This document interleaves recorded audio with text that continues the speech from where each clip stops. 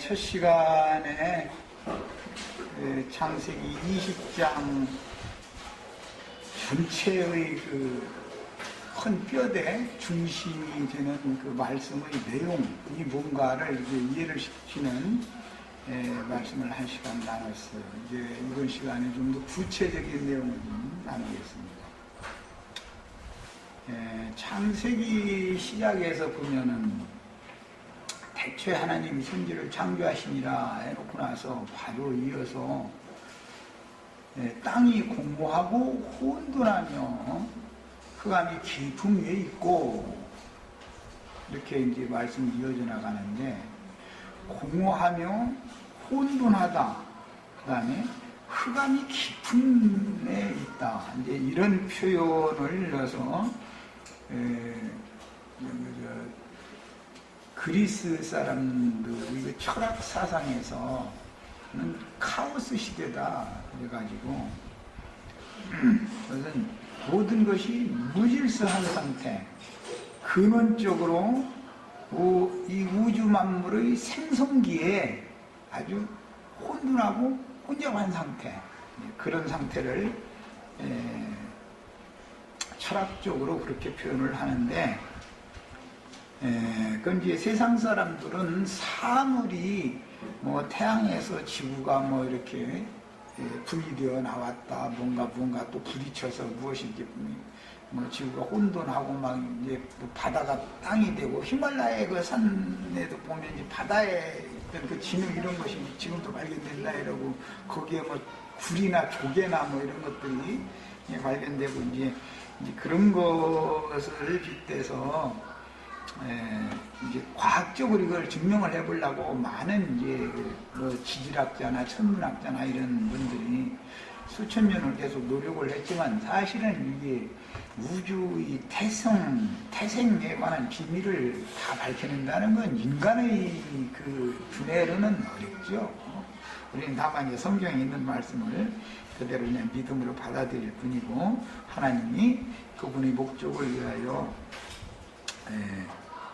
하늘들과 땅을 창조하셨고, 또 만물도 창조하셨고, 눈에 보이는 것이나 보이지 않는 것들이나, 즉 이제 천사들의 세계나 인간의 세계, 또는 짐승의 세계, 뭐 식물들의 세계, 모든 것들을 하나님이 이렇게 창조하셔서 구속받은 하나님의 아들들에게 기업으로 주시는 것이 하나님의 목적이었다, 이렇게 기록된 말씀을 그냥 단순하게 믿으면 뭐 아무 문제가 될 것이 없죠. 그런데 철학적인 그런 철학자들이 가르치는 가르침보다도 성경이 말하는 카오스 시대라고는 이제 성경에는 그렇게는 표현이 되지 않지만, 혼돈하고 공허하고 흑암이 깊은 위에 있는 때라고 하는 것은 어느 한 시대에서 다음 시대로 넘어가기 위한 과정마다 매번 있는 것이다 라는 것을 성경이 증거를 하고 있어요. 그래서 오늘은 이제 여기에 초점을 맞춰서 말씀을 좀 나누는데요. 스가랴서 14장, 다 같이 성경 각자 자신의 성경으로 펴서 읽습니다. 스가랴서 14장 1절부터 8절 사이를 같이 펴서 읽어보겠습니다.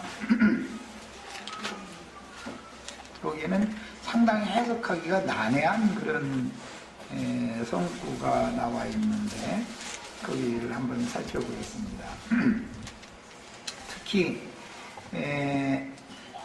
여기부터 뭐 5절부터 읽겠습니다. 5절부터. 그 산 골짜기는 아셀까지 이를지라, 너희가 그 산 골짜기로 도망하되 유다 왕 우시야 때에 지진을 피하여 도망하던 것 같이 하리라. 나의 하나님 여호와께서 임하실 것이요. 그러니까 감람산이 이렇게 갈라져서 동서남북 사방으로 이렇게 흩어져 나가는 이런 것은 지구의 생성 과정에서도 지각판이라는 것이 있어서, 지각판이 어떤 움직이는 살아서 이렇게 움직이니까 지각판이 움직이면 큰 어느 지역에 지진이 일어나죠.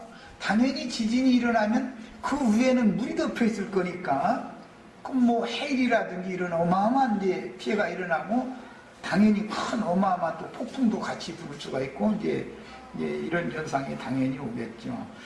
그래서 5대양 6대주라고 하는 것이 생겨나게 된 것은 지각판의 변동 때문이다. 이제 지금 현재 과학자들은 이제 말을 그렇게 하고 있죠.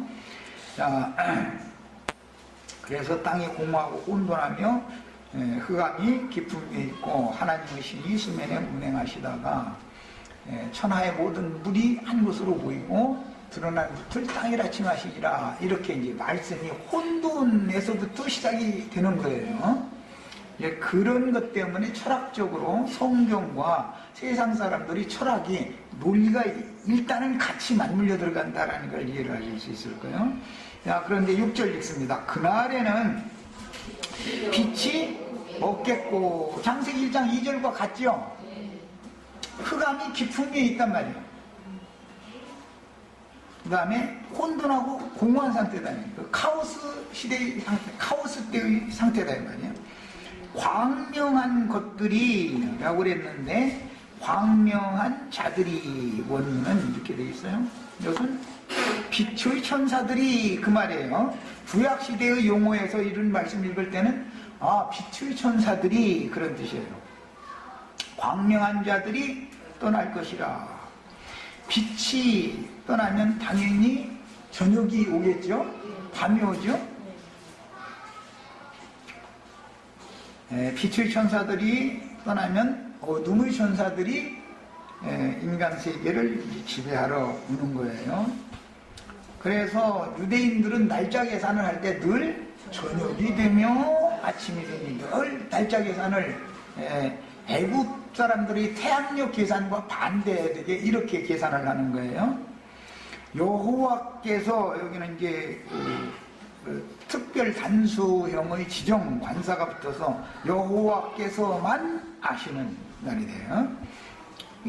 예수님이 이제 이 말씀을 그날과 그때는 하늘의 천사들도 모르고 아들도 모르고 아버지께서만 하신다 할 때 여기서 인용한 말인 거예요.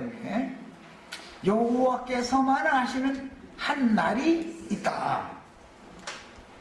있으리니 자, 줄쳐놓습니다. 이제 낮도 아니요 밤도 아니라 그랬어요. 낮도 아니요 밤도 아니라 어두워 갈 때에 빛이 있으리로다. 이걸 화문기다 그러죠. 화문기. 저기 서쪽에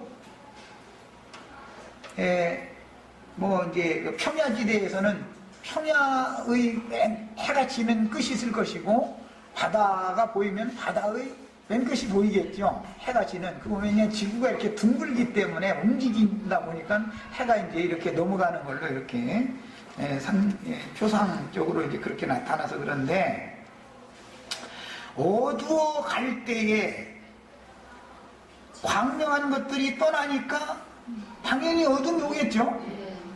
그런데 어두워 갈 때에 빛이 온다. 그 말은 저녁력이 해가 진력이 됐는데 해가 져가고 있는데 빛이 온다. 그 빛은 지금 햇빛이나 이런 빛이 아니죠. 다른 빛이죠. 지금 햇빛이 아닌 다른 빛이죠. 자, 이런 개념은 1월 성신을 숭배하는 사상에서는 해가 어두워지면 달이 뜨죠. 그 다음에 달이 질 무렵이 되면 별만 반짝반짝하고 맨 새벽녘에는 샛별만 반짝반짝하죠. 이것이 이제 철학자들이 이런 것을 볼 때 1월 성신의 천체계의 변화를 염두에 두고 해석을 해냈었어요. 구약시대에는 그래서 천관이라 그래요. 이 신관을 영적으로 하나님의 백성들을 이제 인도하는 그런 직무를 맡은 사람은 왕 밑에서 그런 직무를 맡은 사람이지 사제죠. 사제. 근데 그 사람을 신관이다 그래요. 근데 신관들은 별점을 친 거예요. 일기의 변화 이걸 가지고 올해에는 우리나라가 뭐 평안하게 모든 것이 잘 되는 해다라든지 올해는 여러 가지 어려운 문제들이 올 것이다라든지 이런 것을 이렇게 점을 쳐주고 이제 그랬었죠. 예, 지금 생각하면은 참 웃기는 얘기지만 고대 사회에서는 천체를 연구하는 사람들이 그게 어마어마한 권위가 있었던 것이고, 그래서 역이라고 하는 원력이나 인력을 큰 강대국에서 만들어 놓으면 그것을 갖다 배워서 따라야지, 자기네 나라에서 별도로 그 원력이나 달력을 만들면은 그 만드는 나라의 황제가 천자다, 이게 천자, 하늘의 아들이다 이거예요. 이게 불복한다고 봤던 것이죠. 그리고 우리나라도 중국에서 이런 것들을 다 들여와서 사용을 해야지, 우리나라가 자체적으로 이것을 개발을 하면은 중국이 이걸 가지고 계속 트집을 잡는 것이죠. 고대 사회는 다 그랬었어요. 그것은 하늘에 해가 둘일 수 없고 해가 여럿일 수가 있느냐, 이제 이런 관념이 있었기 때문에 그랬던 거예요. 그런데 여기에서는 날이 저물어 갈 때에 밤도 아니고 낮도 아니고 밤도 아닌 낮이 앞에 나왔을 때가 있고, 그때 빛이 있으리로다 그랬으면 지금 구약시대가 날이 저물어 가는 거지. 하나님 경륜은 율법과 선지자의 때가 자꾸 해가 넘어가는 거예요. 율법과 선지자의 때가 넘어간다. 그때 당시 유대인들의 개념에서 해는 모세였어요. 모세였는데 떠오르는 해를 지는 해가 당하지 못한다. 세상에서도 그러죠. 예. 손자가 태어나면 내가 죽기 싫어도 내 죽음이 가까웠다는 뜻이구나, 그 말이죠. 그런데 손자가 태어나도 나는 안 죽을 거야 그러고 뭐 보약을 날마다 먹는다고 해서 안 죽는 게 아니죠. 어차피 손자가 왔다는 뜻은 나를 당신 돌아가시라고 밀어내려 지금 온 건데, 이런 것을 우주가 운행되는 것처럼 한 세대는 오고 한 세대는 가고 하는 것이 거기에 대한 상징이다 이거예요. 지금 하루가 가고 이렇게 하는 것이 세월이 간다라는 것은. 그래서 인간 세상에서도 이 머리 허해지면 세월을 누가 당해 이런 말 하죠. 그건 못 당하는 것이죠. 손자가 태어나면 나는 가야 되는 거예요. 뭐 하나님 정한 법칙이요. 이것은 하루가 바뀌고 주간이 바뀌고 한 달이 바뀌고 연이 바뀌고 하는 것을 사람의 인력으로는 못 당한다는 것을 이제 보여주는 건데, 여기 예언에서는 예수님을 예언을 하고 있기 때문에 예수님은 처녀가 나야죠. 예언에 따라서 처녀가, 육신적인 처녀가 낳은 아들은 육신적인 인자로 오신 예수님이야죠. 그런데 계시록에서는 해를 입은 여자가 아들들을 낳죠. 거기서는. 그러니까 독생자 예수님이 아브라함의 아들 이삭이 태어나는 것은 완전한 게 아니죠. 완전을 위하여, 즉 해를 입은 여자가 아들들을 낳아가지고 혼돈의 신, 어둠의 신, 죽음의 신의 세계를 완전히 빛으로 평정하고 빛으로 어둠을 지배하고 다스리는 새 시대를 가져오기 위한 준비 작업이죠. 예수님이, 독생자 예수님이 세상에 오셨다는 것은 완성이 아니다 이 말이에요. 예수님이 세상에 오실 때도 낮도 아니고 밤도 아닌 그때에 빛이 오는 거예요. 이건 예언이에요. 그러면 이 빛은 요한복음에 보면 예수 그리스도, 태초에 말씀이 계셨는데 이 말씀이 하나님과 함께 계셨고 말씀이 육신이 되어 자기 땅의 자기 백성에게 보내심을 받아서 오셨었는데, 이 빛은 세상을 비추는 생명의 빛이라. 요한은 그 빛을 받아서 반사하는 등이고 그 참 빛은 내 뒤에 오시는 이 예수님이다 라고 설명이 나온 거예요. 이게 그런 말씀이 어디에서 무슨 개념을 가지고 인용되는지를 아셔야 돼. 신약 말씀을. 이것은 이제 제일 쉽게 많은 말씀이 나왔지만 스가랴 14장에서 해가 져가는 거예요. 지금 왜 져가는 거예요? 떠오르는 새로운 해가 있기 때문에 지는 해는 물러가지 않을 수가 없는 것이죠. 해가 지면 밤이 오는 거예요. 야, 그러나 인자 예수님이 세상에 오셨으면 세상은 지금 낮이에요, 밤이에요? 그래서 인자가 세상에 있는 동안은 낮이라 너희가 빛에 행하여 어둠에 잡히지 않도록 나를 따라와라, 이렇게 말씀하셨죠. 이게 빛과 어둠에 대한 이치를 잘 깨달으셔야 되겠어요. 자, 그런데 예수님이 이 예언을 이루기 위하여 독생자 예수님이 육신적인 처녀 마리아의 태를 통해서 세상에 오셨어요. 이건 기적이죠. 인간들이 볼 때는 이건 기적이잖아요. 아까 내가 안자매님이 월동이 새로 터졌다 그러면 지나가는 고양이도 웃지. 그건 말이 되는 소리예요. 그런데 그런 일도 등이 하나님은 하실 수 있다 이 말이에요. 그러니까 이것은 육신적인 걸 지금 말하는 데 목적이 있지 않다는 걸 알 수 있잖아요. 영적인 것을 말한다. 첫 언약은 완전한 것이 아니기 때문에 반드시 첫 언약은 폐해져야 되는 것이고 새 언약 시대가 와야만 구원을 얻는다 이 말이단 말이야. 네. 그래서 90세가 먹은 사라가 이제 89세 때죠. 지금은 창세기 20장 때는 이제 21장에 가면 이제 90세가 채워져서 이삭이 낳는 거고, 야, 사라가 90세, 아브라함은 100세죠. 이제 말하자면 이삭을 낳는 때는. 그런데 지금 현재 20장 때는 아브라함은 99세요, 사라는 89세 때예요. 그런데 사라가 이쁘면 얼마나 이뻐서 블레셋 왕이 사라를 자기 왕궁으로 데려갔겠어요. 이것도 모두 영적인 것을 지금 뭔가 말하고자 한다라는 걸 알 수가 있죠. 네. 그러니 사라가 나이가 육신적인 나이로 보면은 89세고 아브라함은 99세인데 육신적으로 보면 무슨 기쁨이 있고 무슨 소망이 있겠어요. 그러니까 이미 사라는 그 말을 했었었죠. 명령 이맘때 내가 다시 돌아올 때 네게 아들을, 사라를 통해서 아들을 주겠다 그러면 대문지에서 웃었다는 거잖아요. 도저히 믿을 수 없는 말을 했다 이 말이죠. 안 믿어지는 것이죠. 자, 첫 언약의 그 믿음의 말씀은, 첫 번째 주신 믿음의 말씀은 믿어지는 것이다, 안 믿어지는 것이다? 믿어지는 거예요. 믿는다 하지만 사실은 안 믿어지는 것이다 이 말이죠.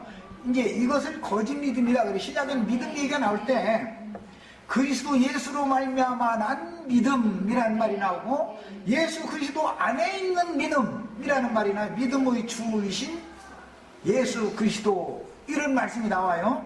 그런데 뱀도 여자에게 믿음을 줬기 때문에 그 뱀의 말이 믿어줬으니까 뱀의 말대로 행했던 거 아니겠어요? 뱀도 믿음을 넣어줄 수 있죠, 사람에게. 그래서 이 믿음이 비밀이다 이제 그래요. 그러니까 모든 사람들이 믿습니다, 믿습니다, 믿사오니, 뭐, 난 이제 사오니회 장로님들도 만난 적이 있는데 아주 오래전에. 얼마나 안 믿어지면 그러겠어요. 그런데 그 사람들은 다 믿는다고 그러지 우리는 불신자라고는 않습니다. 그러니까 아브라함이든 믿음의 약속을 받았지만 할례를 받기 전에는 절대로 영으로 믿어지지는 않는 것이다 지금 이 말이에요. 육신의 생각으로는 믿어요. 육신으로 믿는 것과 영으로 믿어진 것은 다르다 이 말이에요. 육신으로 믿는 것은 사람의 믿음이고, 사람의 믿음이라는 건 사실은 마귀로부터 온 거예요. 귀신들도 믿고 떤다 그랬어요, 마귀 자식들도. 그건 다른 믿음이다 그래, 다른 믿음.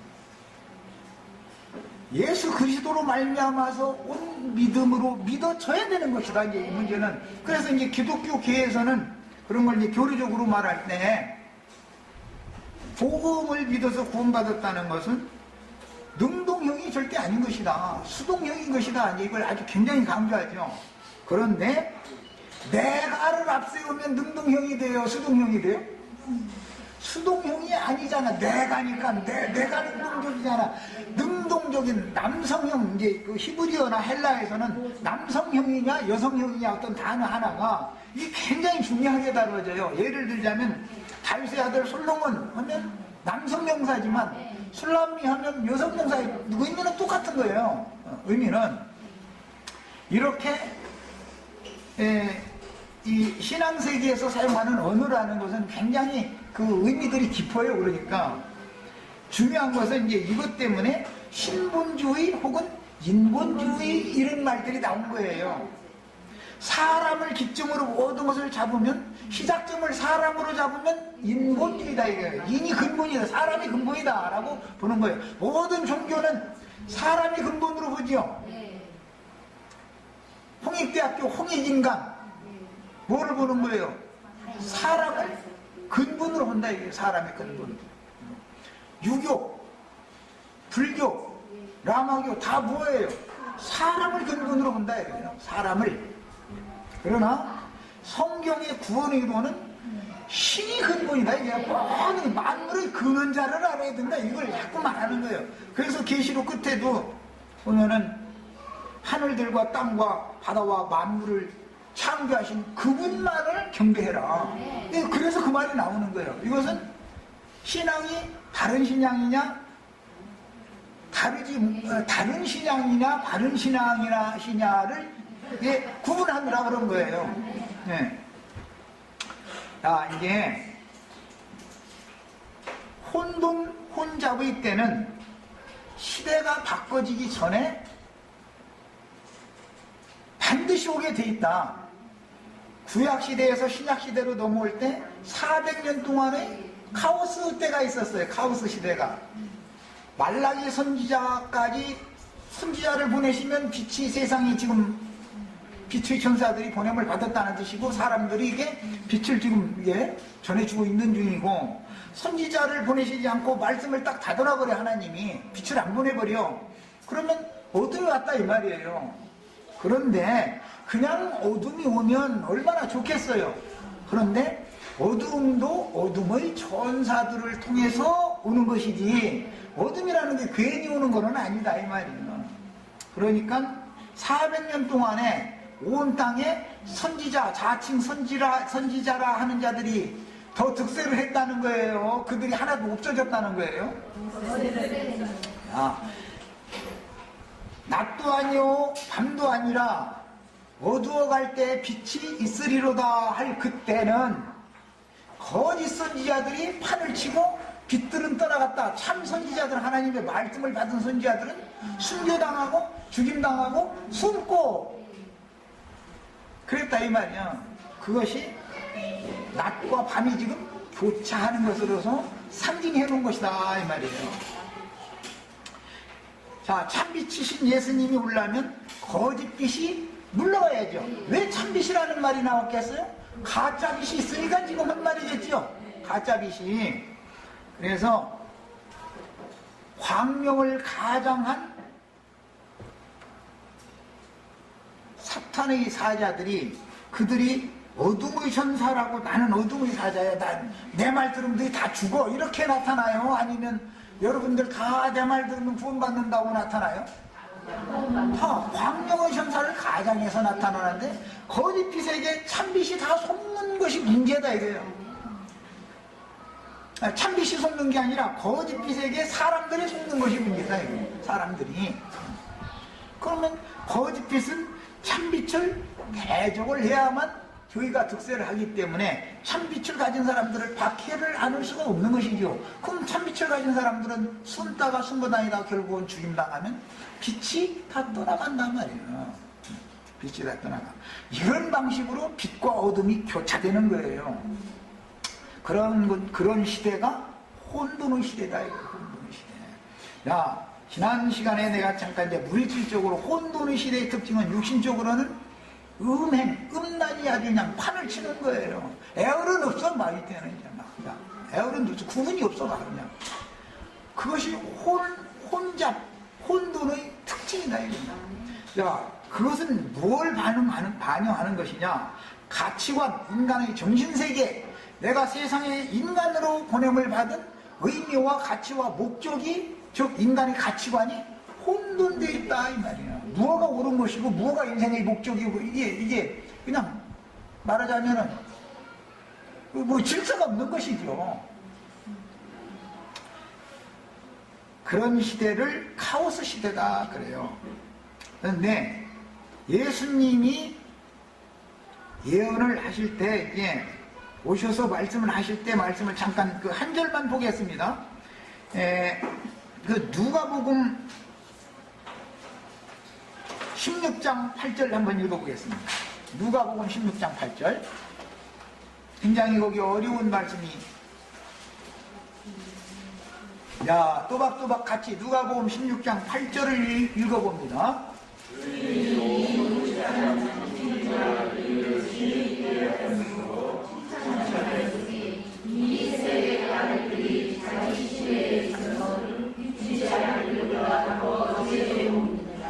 자, 예수님이 지혜로운 청지기가 이를 지혜롭게 잘 처리했다. 이것을 이제 말씀을 하시면서 이 시대에 있어서는 이 시대의 아들들이 오히려 빛의 아들들보다 더 지혜롭다 그랬어요.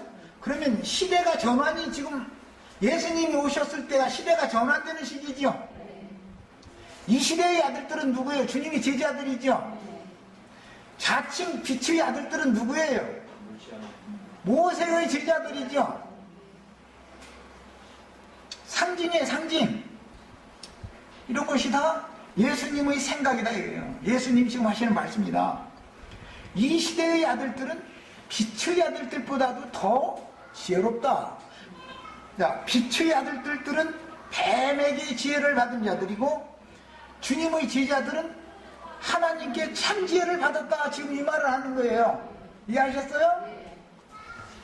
시대의 전환기에는 이런 거짓빛과 참빛이 혼재하게 돼 있다 이 말이에요. 그러니까 어둠과 빛이 교차하는 시기는 황혼기가 있고 해가 넘어갈 시기가 있고, 문제는 이제 오늘 우리는 예수님 때는 해가 넘어간 다음에 예수님이 오셨죠. 오셨다. 예수님이 죽으면 밤이 온 거예요? 낮이 온 거예요? 밤이 왔어요. 자, 지금은 한 밤이 다 샜어요 이제. 그러면 지금은 밤도 아니고 낮도 아닌 때가 왔죠. 근데 빛이 또 있다 이거예요. 예수님이 오시기 전에는 낮도 아니고 밤도 아닌 때에 빛이 왔고 독생자로 온 거예요. 그때는 해를 입은 여자가 낳은 아들들이 보내심을 받을 때는 밤도 아니고 낮도 아닌 새벽 미명이다. 그래서 여명기다. 이게 황혼기가 아니고 여명기. 지금 우리는 어느 시대를 살고 있는 거예요? 여명기를 살고 있는 거예요. 지금도 카오스 시대다 이거예요. 지금도 낮에서 저녁으로 밤으로 넘어가는 때도 혼돈이 때지만 깊은 밤에서 새 날로 낮으로 가는 그 경점도 카오스 시대다 이거예요. 언제든지 낮에서 밤으로 갈 때, 밤에서 낮으로 갈 때는 반드시 황혼기, 여명기라고 하는 어떤 혼재된 빛과 어둠이 혼재된 때를 거치게 돼 있는 거예요. 그래서 우리는 지금 사라의 아들로 예시되어진 하나님의 아들 예수는 독생자로 왔었었죠. 그러나 지금은 독생자가 어떤 일을 하시는 게 아니죠. 계시록에서는 인자라고 하지 않고 인자 같은 이께서 이렇게 말하죠. 인자 같은 이. 우리 윤자매님도 인자 같은 이가 되는 거고, 다들 누구도 다 인자 같은 이가 다 되는 거예요. 그리스도의 사람이다 이거예요. 그리스도의 사람들이다 이거예요. 시대의 끝에는 단체적이다 이거예요. 그래서 해를 입은 여자가 낳은 아들들이라 복수가 된 거예요. 구약시대의 예언은 한 아들을 보내리니 한이라는 이 단수가 딱 정해져 있죠. 그러나 계시록에는 많은 아들들을 낳는 이야기를 하는 거예요. 그런데 그 아들들은 예루살렘이 낳은 아들이지. 그러죠? 예루살렘이 낳은 아들이에요. 예루살렘의 아들들이에요. 아들들이지 처녀 마리아가 낳은 한 아들이 아니라 이 말이야. 그 처녀 마리아가 낳은 한 아들을 세상에 보낼 때도 카오스 시대가 있다, 혼돈 시기가 있다 이 말이야. 그러나 많은 아들들을 세상에 보내실 때에는 깊은 어둠, 밤이 샌 지경에 새 날을 이끌어오는 것은 새벽 별이죠. 그래서 계시록에서는 해라고 하지 않고 예수님은 나 예수는 광명한 새벽 별이다 그런 거예요. 그것은 계시록은 흔히 말하는 새날이 오는 새 시대의 경점을 말하기 때문에 그렇게 말을 한 거예요. 구약 성경에서는 말라기 선지자라든지 모든 성경이 메시아가 오실 때는 광명한 햇빛으로 온다, 해로 온다 이렇게 표현했지 새벽 별로 온다고 돼 있지 않죠. 그러면 이런 것이 뭐냐, 이 하나님의 경륜이다, 시대적인 경륜이다. 어떤 때에 어떻게 메시아를 보내시고 한 시대를 마감하고 다음의 새 시대를 가져오기 위해서는 또 그 한 시대를 종결을 해야 되기 때문에 어둠과 빛이 함께 역사되는데, 언제나 어둠의 세력이 육신적으로는 빛의 세력을, 빛의 천사들을 어둠의 천사들이 이긴다 이거예요. 육신대로 보자면. 언제나 예수님이 잡힐 때에도 되었다, 이제는 어둠의 때로다. 예수님이 오셨을 때는 세상에 빛이 온 것인데 예수님이 잡혀갈 때는 어둠의 역사가 시작이 됐다 이거예요. 밤이 시작됐다 이거예요. 그때부터 지금 날이 지금 샌 거예요.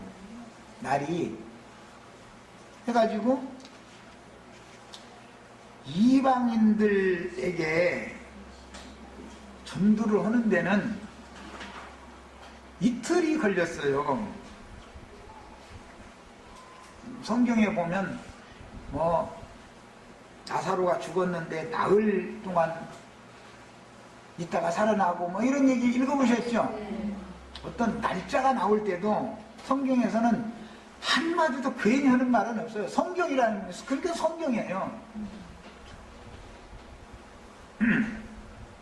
어떤 사람들은 구약 성경에는 천년이라는 말이 없다고, 천년이라는 말이 하나도 없다가 계시록 20장 가서서 천년이라는 말이 드디어 나왔다, 예표상으로라도 있었어야 될 거 아니냐 해가면서 했었는데, 내가 읽어보니까 구약 성경에 천년이 분명히 나와 있어. 어디가 나와요? 어디가 나오느냐 하니까 왜 대답을 안 해도. 10편 90편 4절에 보면 주께는 천년이 하루의 경점에 지나지 않는다 그랬고, 전도서 6장 6절에 보면 사람이 천년을 갑절로 살게 산다 할지라도 행복하게 살지 못하면 무슨 소용이 있겠냐. 그래서 2000년 얘기가 또 나왔어요. 1000년만 나온 것도 아니고 2000년 얘기까지도 나와 있어요, 성경에. 구약 성경에 어떤 예표가 없으면 신약 성경에서 사도들은 절대 어떤 말을 하지 않아요. 다 반드시 구약 성경에 예표가 있는 거예요. 이런 것을 정확하게 영감으로 깨달을 줄 알아야 돼요. 신약 성경에도 계시록 20장 4절 6절에만 있는 게 아니라 베드로 후서 3장 8절에 보면 10편 90편 4절 말씀을 인용을 해서 주의날이 오지 않는다고 하나님의 말씀을 불신하는 자들이 많이 나타나는데, 그날이 멀었다고 사람들이 안 믿을 거다 말째에는. 그러나 하나님께는 천년도 하루나 같다, 하루 지나가는 거나 같다, 이렇게 구약 성경을 베드로 사도가 인용을 했어요. 그런 말씀이 천년이라는 용어가 있으니까 계시록에서 그 말씀이 나오는 것이지, 천년이라는 말이 앞에는 없었는데 왜 요한이 지가 신이요? 지멋대로 그런 소리 함부로 해야 되게? 그럼 차라리 모르면 그냥 가만히 있으면 가운데는 가는데 너무 엉뚱한 소리를 해서 사람을 혼자시키면 안 된다 이거예요. 하루 하루가 가고 또 하루가 가고 하는 것은 바깥 세상에서 이걸 이제 원래 사계절, 날짜 이런 것들이 가는 것을 돈다라는 개념에서 나오는 말이 그게 돈다. 우주 만물과 만상이 다 돌잖아요. 그것은 무엇에 대한 상징이었다고요? 한 세대는 오고 한 세대는 가는 사이에 그 많은 세대들이 오고 가는 어떤 경점까지의 시대라는 것이 있다. 이 시대에는 빛의 아들들보다 이 시대의 아들들이 더 지혜롭다. 그러면 어느 시대가 있다는 거 아니에요. 우리는 지금 어느 시대에 어느 경점을 살고 있는지를 알아야 된다 이 말이에요. 사람이 이건 짐승이 아닌데 이런 것도 몰라가면서 지금이 낮인지 밤인지 해가 지는 중인지 해가 떠오고 있는 중인지 이런 것도 몰라가면서 사람이라고 그러면 그게 사람이겠어요? 그 사람 아니지. 짐승만 뚱하던 건데 언제든지 시대라는 것이 있고 한 시대는 어디 경점에서부터 어느 경점까지 하나님이 정해준 하나님만 아시는 어떤 경점의 한 날이라는 것이 정해져 있는 것이다 이 말이야. 한 날이 있으리니 아버지만 아시는 한 날이 있는 거예요. 그 날까지의 모든 과정을 한 시대다 그래요. 그 시대 중에서 한 세대는 오고 한 세대는 가고 이걸 반복해서 수천 세대가 오고 가고로 반복해서 한 시대를 딱 종결을 하죠.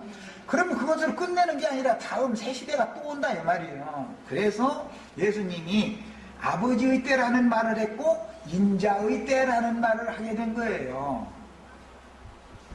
아브라함의 때가 있고 이삭의 때가 있죠.